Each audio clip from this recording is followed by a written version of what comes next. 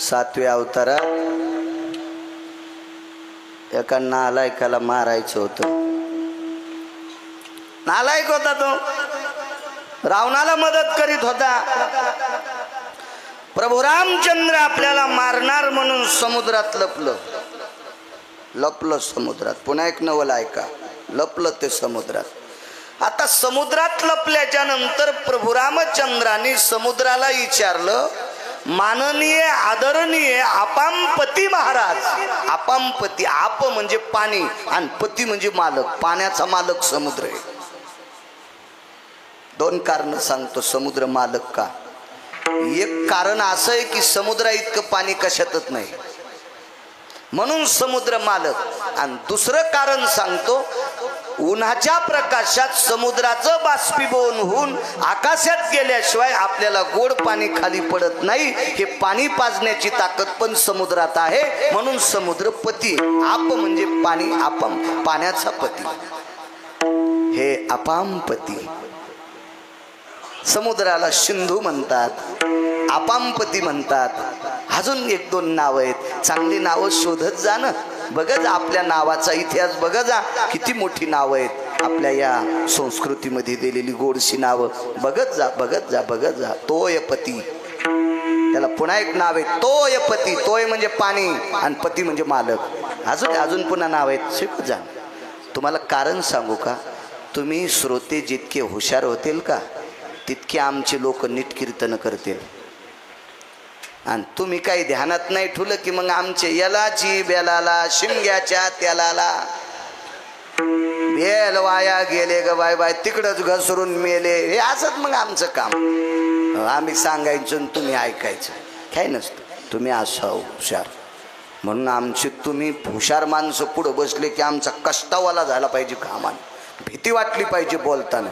हो, मग आमची लोक माणसाला मग भीती वाटते. श्रोते सात्विक असले, हुशार असले की बाळ्या पायबर पुराण पाहुणी ग्रंथ करावे कीर्तन, भीती वाटत नसती मग चांगला. आणि पुराणाचाही समाजालाही त्याचा लाभ होत असतो, हुशार होत असतो. शिक्षक जितके वागण्यात कडक तितका विद्यार्थी हुशार. चुका करण्यात शिक्षक कडक नसा. बाळ्या अनबर चुना. मग गुरुजी जर विद्यार्थ्याला चुना सांगत असतील तर विद्यार्थी गांजा वडायला भेटत नाही. आपले गुरुजी तंबाखू खातात तर विद्यार्थ्यांना का नाही गांजा वडावा. कडकपणा असला पाहिजे, दर्जा असला पाहिजे कोण्या गोष्टीतला. हे बा आपण आपला दर्जा सांभाळायचा. सुनेनं सासऱ्याच्या पुढून जाताना पदर घेतला पाहिजे. आता घेऊ नका, आता ऊन लागतच नाही तुम्हाला, घेऊ नका घेत जाऊ. काही गरज नाही. तुम्हाला एकूण एकीची शपथ आहे, घेत जाऊ नका पदर. आणि माझं एक मत आहे, पदराचे पैसे पण पप्याच्या बापाला बुडी जाऊ नका. जिला पदर घ्यावा वाटत नाही का तिनं नवऱ्याला सांगायचं पदराचे पैसे खर्चू नका. मग अशा 5-25 बाया एका जागेवर आल्या आणि त्यानं मिटिंग घेतली, म्हणले आपल्याला इथून पुढं काय पदर घ्यायचे नाही. मग त्याचे नवरे काय तुमच्याकडे बोरी असेल, परभणी असेल, जिंतूर असेल, इकडं शेलू असेल, बाजाराला गेले आणि ते 25 जण दुकानदाराला म्हणले पदर फाडून द्या. तर दुकानदार म्हणले साडीची अर्धी किंमत पदरातच आहे, तिला जर लय असतो ना. मग ते म्हणले काय हरकत नाही, 15,000ची साडी येणं 7,500 देतो आणि 7,500 वजा. ते म्हणले हो पदर कोणी बी घेतय, त्याला मोरण तेन कोंदणन रेशमाची बुट्ट्यान पुन्हा चांदीचा जरण. ते म्हणले कापून घ्या. घेतले दुकानदारानं कापून. पण ते मायासारखं खोडील होतं ना दुकानदार. ते म्हणलं बरं हे साड्याचे पदर कापून नेणारे तुम्ही 25 मला पहिलेच दिसले, तुमच्या बायकाला पदर नाही घ्यायचे का. ते म्हणलं आमच्या बायका होंडी सोसायटीच्या अध्यक्ष आहेत, त्याच्यामुळं त्या पदर घ्यायचे नाही. माझ्या माईनं कशासाठी सप्ते येतं, कशासाठी सप्ते येत. 2 गोष्टीची नीतिमूल्य सांगितलं. देवानं कोटीनं पैसे द्यावा पण पैसे झाकलेले असावा, आतल्या खिशात असावा. डायरीच्या पुढून नको ठेवू सुमळ्या. दुसऱ्याच्या मोटरसायकलवर बसल्यावर डायरी उसळली, गेल्या नोटा इचकून आणि रिकामच आलं थोत्तर घेऊन, रिकामी थैली घेऊन.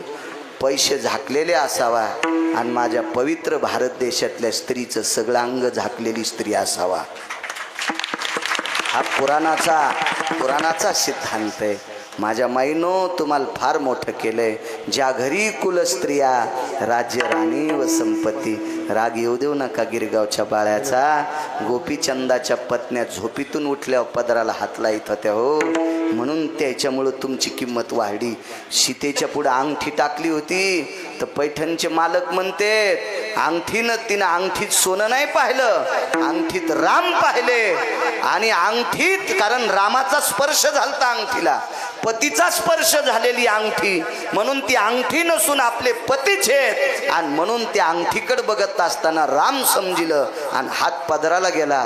तेचा आचळू सरसावला. होय बघा बापू घरी गेल्यावर तुम्ही, होय बघा एखादं सांगितलं हे संग राहून मग हिचकिते हे कशातलं मोठा ताण झालाय, मग त्याला सांगावं लागतं अमक्या अमक्या ठिकाणी बघा तर ते मानते. ते मोठ्या लोकांसोबत राहिले ना, गुले बाबा असतील, बंडा तात्या असतील, अशा मोठ्या निष्ठावंत वारकऱ्यासोबत राहिलेली माणसं शक्यतो कळाल्याशिवाय त्याचं समाधान नसतं. विठाला विठाला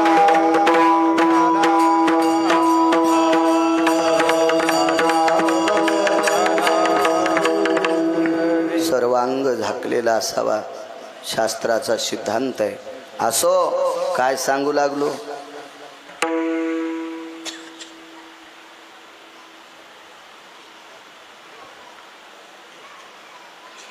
समुद्राला विनंती केली, सागराला, हे अपामपती. असंच तर होतं मग तुमचं गुंगून जाता तुम्ही. असं नाही गुंगायला पाहिजे. तुम्ही गुंगले की आमचं साथ. मुंग्या गुराळावर गेल्या बरं का, एका एका मुंगीने बरं का पायली पायली गहू आणले बरं का.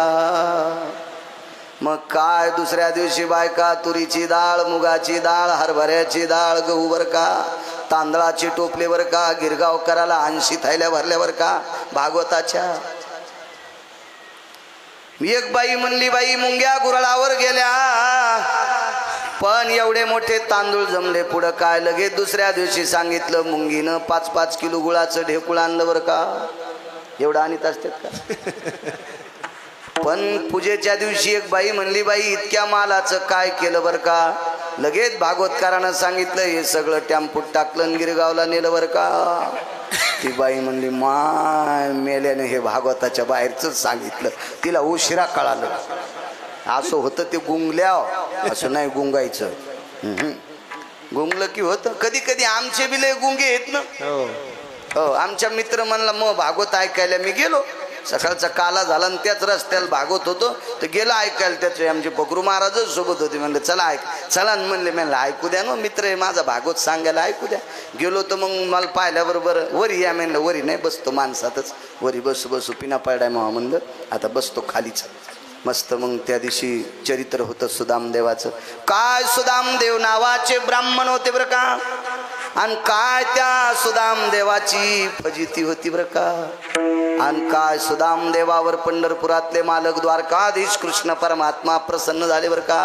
आणि गाव सोन्याचं दिलं बरं का. तितक्यात लाईन आली, स्टूरवर टेकलेला पंखा सुरू झाला, त्याच्या वहीचं पान पालथ झालं. आणि लगेच ते म्हणले आजा मेळाची पत्नी आजा मेळाला सोडून गेली बरं का. मी म्हणलं सुमळ्या मार तू काय रे लोकायला असं भागवत सांगू. अशा वह्या घेऊन भागवत सांगितल्या मरतील ना पुढचे. विठाला विठाला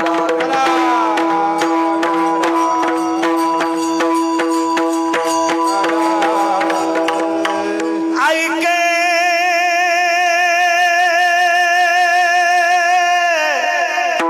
अपामपती तुझ मिरे मिरे करीतो विनंती. एकदा मारुती राय सुद्धा म्हणले होते बरं असं रस्ता देण्यासाठी, द्यायला नाही समुद्राने. आज समुद्राला विनंती केली तुमच्यातला राक्षस बाहेर काढा. समुद्र म्हणला अद्याप नाही, उलट भरता आलं राक्षस जास्त झाकला. कारण याला प्रभू रामचंद्राचा राग होता. ते म्हणला माझी पोरगी आहे ना हरपिली ना. सीता कोणाची पोरगी होती? समुद्राची.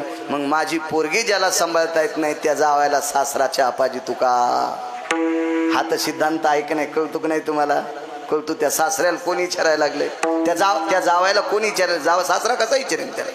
प्रभू रामचंद्र म्हणले ठीक आहे, नवल सांगतोय उदाहरण क्रमांक 2. आणि मग प्रभू रामचंद्र एका साधूकडे गेले. त्या साधूचं नाव होतं महर्षी अगस्ती.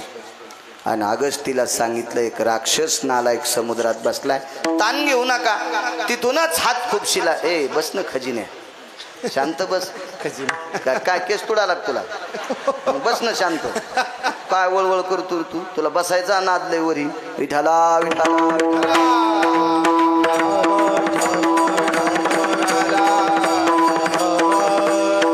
कटाळा आला असलाच जा ऐकून, उगा तुला कशाला ताण देऊ. हो ना, इकडे बस बस. हो ना, इतका वेळ बसला तीच मोठी गोष्ट ही. काही लय मोबाईल हीच काय ले, तू इतका बसला तरी तुला धन्यवाद देतो. इकडे इकून गळून आला असं ना पाहिजे ना बापू. इकून ये ये माय ये इकडे उभा राहा. ये विठाला विठाला विठाला.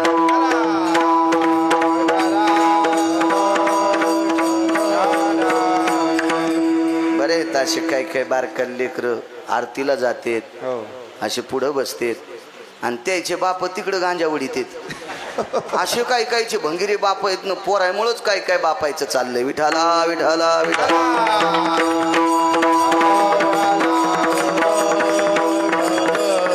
आणि हे लेकरं चांगले होणं काळाची गरज आहे. हे जर चांगले झाले ना तर उद्या परमार्थ टिकन. त्याच्यामुळं लेकरं चांगले व्हावा. आणि तुम्हाला सांगतो माझ्या माईनं, बाप तर कोणीकडे उपरनं झटकिलं की सुटतो मुंगळ्यावानी. मुंग्या जरा शिस्तीत चलत आहेत. मुंगळ्यापेक्षा मुंग्याची रांग सरळ असते. अजून बी ध्यानात ठेवा. बसताना पण कशा बसल्यात मुंग्या. मी यायला नाही म्हणायलो, मुंग्याला म्हणायलो. म्हणून लेकरावर संस्कार करायची ताकद जास्त बायकात असते. लेकरं घडवायची ताकद तुमच्यात आहे माझ्या माईनं. म्हणून तुम्ही चांगली लेकरं घडवा. छत्रपती शिवाजी महाराजांना आईनं घडवलं, महाराणा प्रतापांना आईनं घडवलं, देवी अहिल्याबाई होळकरांना तिच्या आईनं घडवलं त्या माऊलीनं. म्हणून या भारतातले सगळे ज्योतिर्लिंग तिनं डबल बांधले. अशी मातोश्री जन्माला आली देवी अहिल्याबाई होळकर. ही तुमच्यातल्याच एका माऊलीच्या पोटी जन्माला आली. ती माऊली झाशीची राणी, ढाल छातीशी पुत्र पाठीची कमरेला तलवार, एक तुमच्यातलीच माऊली होती माझ्या माईनो. अशा पवित्र शुरांना, सात्विकांना जन्म देणारं रत्न तुम्ही आहात. नारी की निंदा मत कर यारो, नारी रतन की खान, जिस नारी से पैदा हुए भीष्म शुक हनुमान. मारुती रायाला पोटात ठेवणाऱ्या तुम्हीच, अंजनी माता शुकाचार्यांना पोटात ठेवणाऱ्या तुम्हीच. काय काय ताकीद महाराज माय. म्हणून लेकरांना संस्कार करत जा. हे काम हाती. हे बा फुलं सगळ्यात झाडायचे लांबून चांगले दिसतात. फुलं कोण बेसरामाचं फुल पण मस्त दिसतं, पण चोळलं तोंडाला लावलं की थुत्तर सुजत. धोत्र्याचे फुलं पण असे पांढरे शिपीत दिसते, असे मस्त चोळावा आणि डोळ्याच्या कोरा खाजवा. अशा उतूच्या त्यात कोरा हो गया. हो, आणि तेच गुलाबाचं फुल घेतलं ना, असं चोळलं आणि त्याचं पाणी जर डोळ्याला लावले तर ऊन लागलेलं संपून जाते. काय फुलात ताकद आहे. मग कसे फुलं आवडत तुम्हाला, धोत्र्याचे, बेसरामाचे का गुलाबाचे? हा, गुलाबाच्या फुलासारखी लेकर करा. सुमनू आणि शुद्धमती. विठाला विठाला.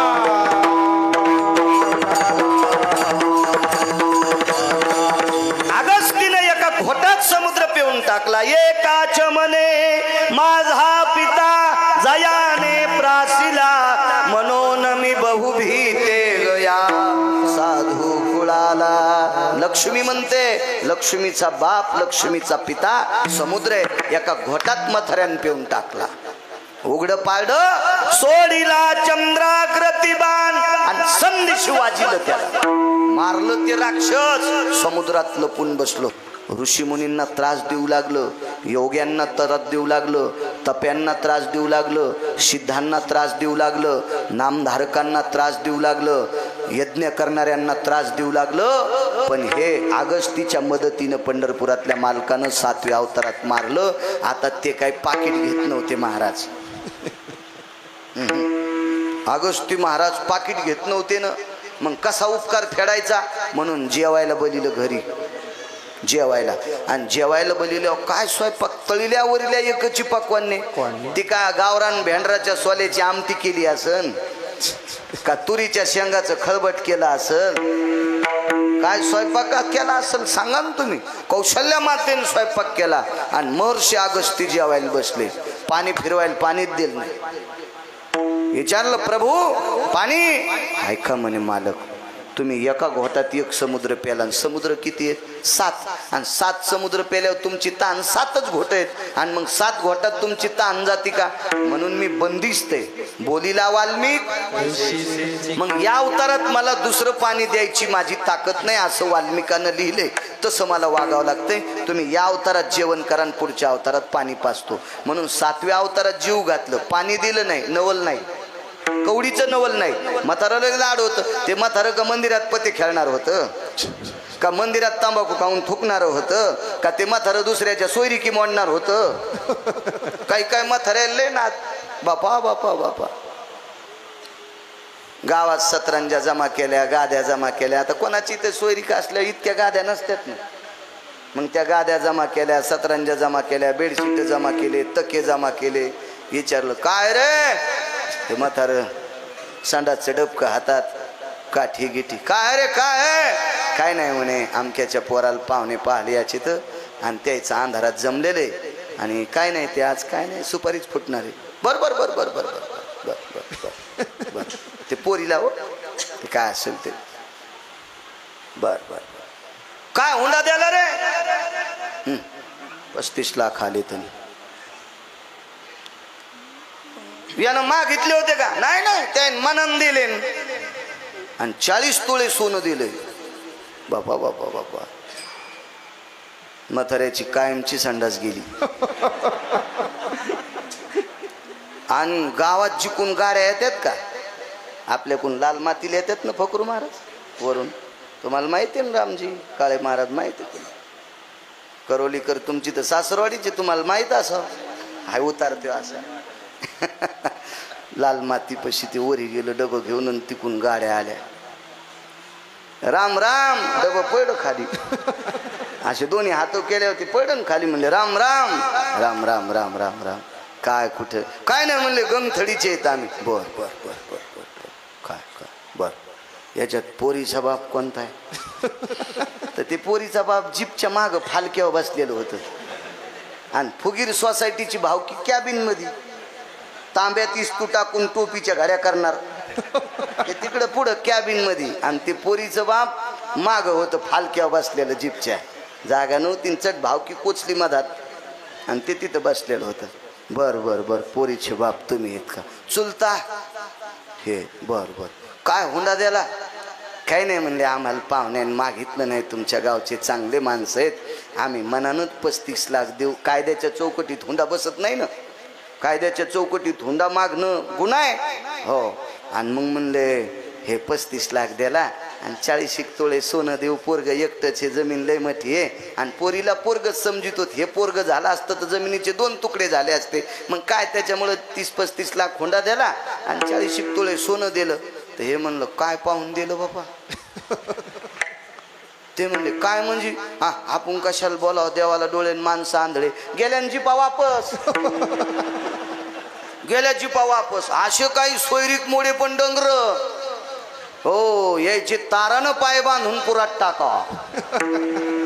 माणसांनी नाही टाकले तरी यम टाकतोच त्याचे पाय बांधून. असे काय पते खेळतीन, गुटखे खातीन, तंबाखू खातीन हो. काय कोणाला त्रास देतील? काय येड्यावानी काम. शिस्तीत राहिलं पाहिजे. ज्या मथाऱ्याच्या पुढून जर सून जाताना पदर घेत असेल मग काय अडवतं पदरायचं. सासऱ्याच्या पुढून सून पदर घेऊन जात असेल तर सासऱ्यानं बैठकीत मुकाट्या मेलं पाहिजे. तर सून सासऱ्याच्या पुढून जाताना पदर पडू देत नाही तरी सासरा ती स्वयंपाक करताना चुलीला पाय लावून शकतो. हिनं पेटलेली धिलपी त्याच्या तोंडात हातोड्यान ठोकली पाहिजे. हातोड्यान ठोकली पाहिजे. भंगिऱ्या कुठला हा? ती तुया पुढून जाताना पदर पडू देत नाही. भाकरी करताना चुलील पाय लावी तू हाणायला पाहिजे तुला बेताच्या काठीनं. विठाला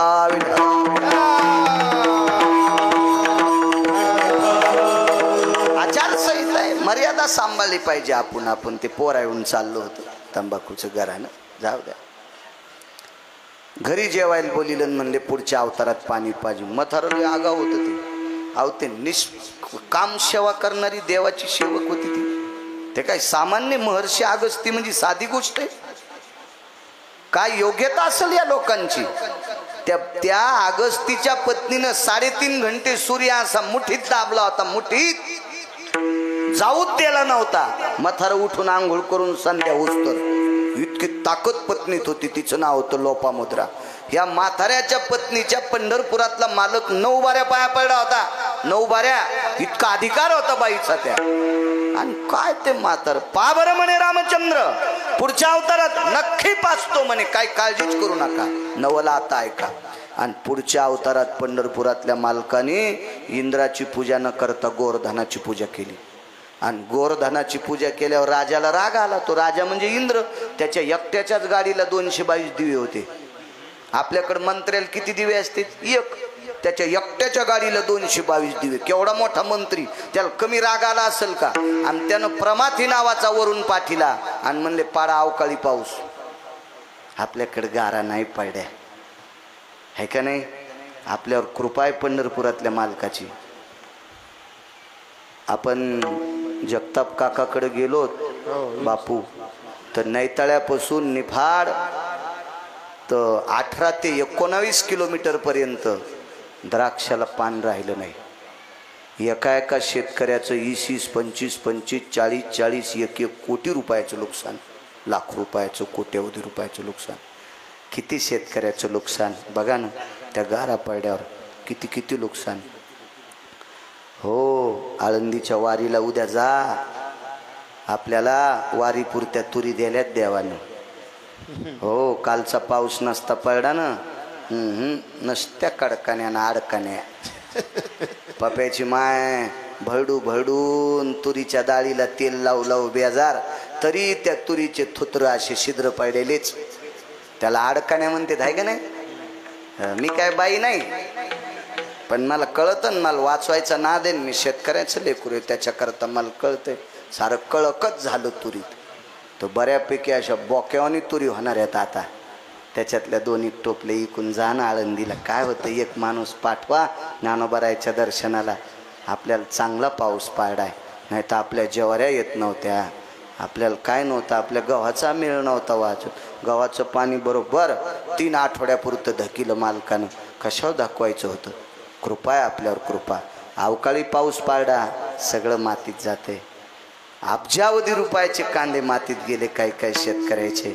मला वाटतंय ज्या शेतकऱ्याचं खरं नुकसान झालं, आदरणीय, विद्यमान, पवित्र, सात्विक, सदाचारी, कुशल, कर्तव्यदक्ष अशा विद्यमान सरकारने ज्यांचं शेतकऱ्याचं नुकसान झालं त्या शेतकऱ्याला बऱ्यापैकी निधी द्यावा अशी पवित्र सरकारला गिरगावकरांची हात जोडून विनंती. कारण शेतकरी राजा लय गरीब राजा असतो. ज्याचं दुकान उघड्याव त्याचं नाव शेतकरी राजा. ज्याचं दुकान झाकलेलं नाही, उघडं दुकान, त्याचं नाव शेतकरी राजा. त्या गारीहून सांगतोय. प्रमाथी नावाचा वरून पाठीला आणि अवकाळी पाऊस पाडला. शिळा वर्षल्या धारी मेघ जो कडाडीला, शिळा वर्षल्या धारी रक्षिले गोकुळवो नखी धरी लागे रे. निर्भय लोकपाळ अवतरले हारी. जय देवा कृष्णनाथा राये रुक्मिणी कांता. आरती ओवाळीन तुम्हा देव की सुता. गोवर्धन उचलिला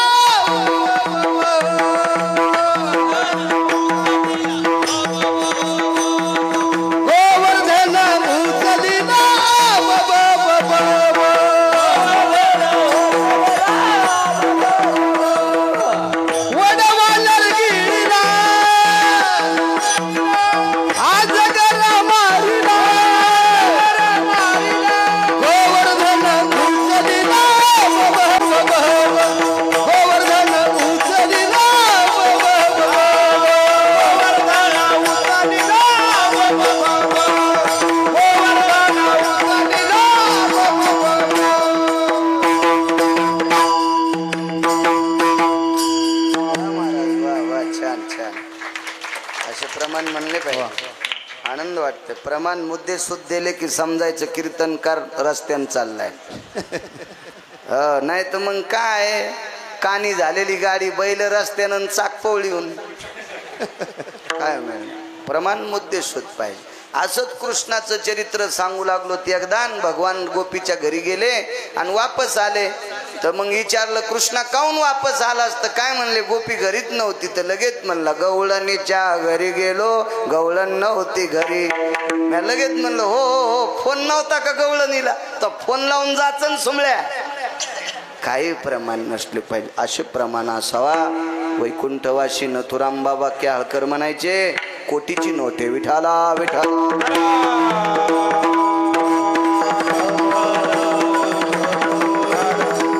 राग आला आणि इंद्रानं हत्तीच्या सोंडेसारख्या धारा पाऊस पाडला. शिळा वर्षल्या धारी एवढा पाऊस पाडला. आणि मग गवळ्याने सांगितलं कन्हैया आपण मरतो काय काळजी करू नका लावा काठ्या. आणि मग येणे गिरी गोवर्धन उचलिला नखी धरीला गिरी धरलं आणि पाऊस सुरू झाला. पाणी किती वाहत असेल माहिती आहे? 14 समुद्र इतकं. समुद्र किती येतं? 7. 14 समुद्रा इतकं पाणी वाहतंय. वैकुंठवासी माधव महाराज मगर म्हणायचे सूरज खेडकर. 14 समुद्रा इतकं पाणी वाहत होतं. आणि भगवंतान शेषाला सांगितलं, बाकी सरपायला सांगितलं, वासुकीला सांगितलं, व्याळाला सांगितलं, ददुनशुकाला सांगितलं हे लवकर कोणीतरी या. त्याच्यातला एक जण आला आणि त्याचं आळं केलं आणि सगळं पाणी एका जागेवर घेतलं. 7 दिवस आणि 7 रात्र पाणी चाललंय. 14 समुद्रा इतकं. मागच्या अवतारातलं कर्ज होतं. महात्म्याला बोलिलं गुरुवारी अगस्ती या. पाण्याची सोय झाली आणि मग अगस्तीनं तोंड लावलं. 7 रात्रा 7 दिवस पाणी पिलं, पोट भरलं आणि चुटकी वाजली. इंद्राला सांगितलं इंद्रा लय वळवळ करू नको. तो वर्षभर जरी पाऊस पाळला तर हे भिजत नाही. याच्या नको नादी लागू. मग इंद्र खाली आला आणि कामधेनू नावाची गाय आणली. देवावर कामधेनू गाईच्या दुधाचा 2दा अभिषेक केला. एकदा ब्रह्मदेवाने केला आणि एकदा इंद्रानं केला. म्हणून देवाला गोविंद नाव पडलं. कल्पना करा 7व्या अवतारात ज्या साधूनं काम केलं त्याला जेव घातलं हो, पण पाणी नाही पाजलं. आणि हे पाणी पुढच्या अवतारात अवकाळी पाऊस पाडून पाजलं. म्हणून काळे महाराज म्हणा महाराज नवल केवडे केवडे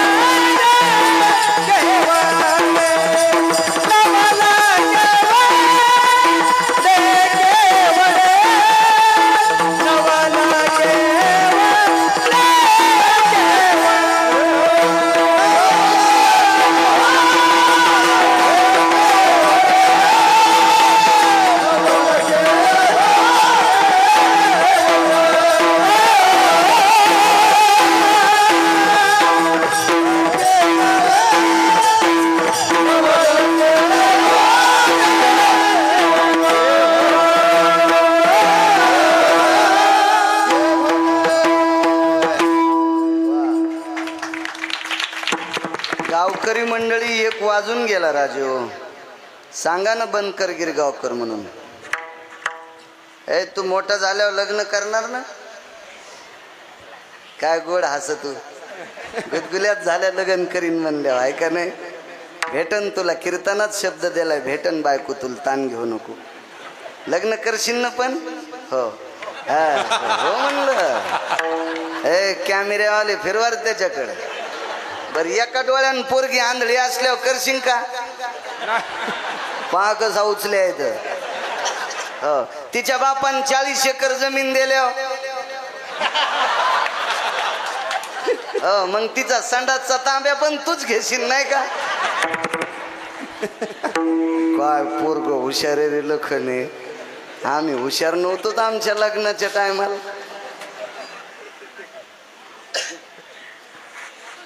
करोलीकर तुम्हाला म्हणायचं आता संधी देतो. हे पोरग सावळी पोरगी करीत नाही म्हणलं. एका डोळ्यानं अंध पोरगी करीत नाही म्हणलं. बापान 40 एकर रान दिल्यावर करतो म्हणलं. बरं पाल तुम्ही होते की नाही साक्षीला? पंढरपुरातल्या मालकानं इतीत केसाची पोरगी केली. साऱ्या अंगाला इतीत केस आणि 1.5 इती नख होते. आस्वलीन केली, आस्वलीन. हे नवल नाही का? नवल केवळे केवळे नवल केवळे केवळे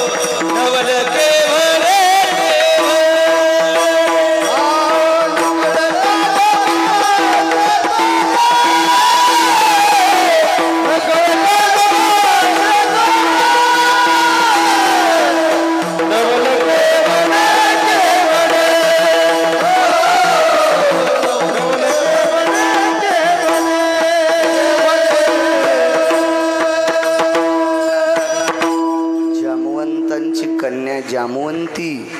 पंढरपुरातल्या मालकाला 16,107 पत्न्या लक्ष्मीसह, तरी पण जामवंतीशी लग्न केलं. सामान्य क्रांती नाही. आपल्याला तर उंची बरोबरीची लागते, रंगही गोरा लागतो. हो तीन वाटेल ते कामं केलं पाहिजे. सुमळ्या तुला हाणायला पाहिजे. इतक्या अपेक्षा करतो, इतक्या अपेक्षा काय केली विटेवरच्या मालकांना? अपेक्षा सगळी मातीत घातली आणि क्रांती केली. ऋषी सोबत लग्न केलं. नवल केवडे केवडे नकळे कानोबाचे कोडे. विठोबा रखुमाई.